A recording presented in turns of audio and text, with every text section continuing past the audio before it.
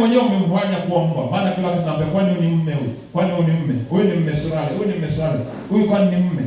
Sasa wewe ndio ukiri ubadilishe useme huyu ni mume. Bwana Yesu asifiwe. Ni wewe waanze kile useme mimi ni mbarikiwa, mimi ni mshindi.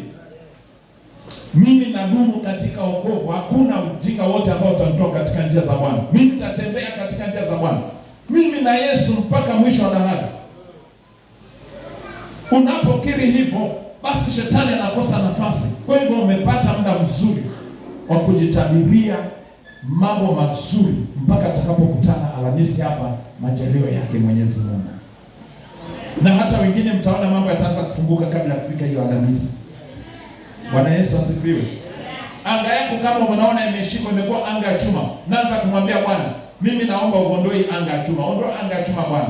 Anga yangu ikafunguke ili baraka zikaanze kumiminikia. Anasifiwe.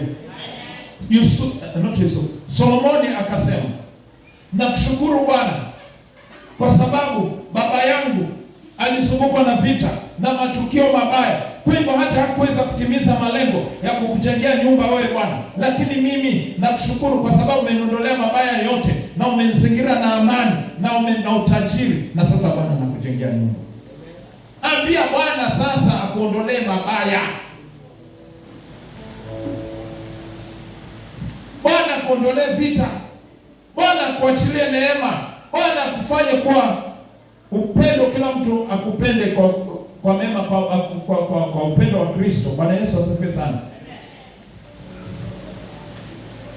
Na kujikata kitu mwambie Bwana, mimi sio uko tena.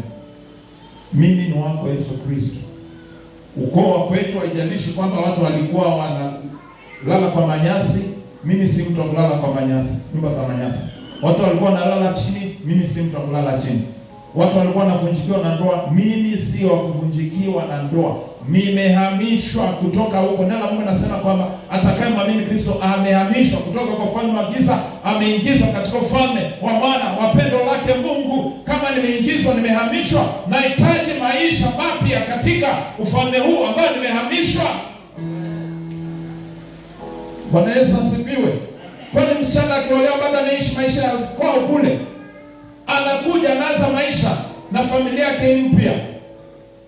Sasa sisi tumeolewa, tumehamishwa na Yesu Kristo. Kwa nini bado tuendelee kutumikishwa katika maisha haya? Tuyakatae. Chukua hatua. Mungu ametupa uwezo. Chukua hatua. Kataa hali ile ambayo unapitia. Kataa maisha yale ambayo unapitia. Kataa zile ndoto ambazo unaota. Unamwambia shetani, mimi si wa huko, nimetolewa. Ni zamani nilikuwa huko ndio.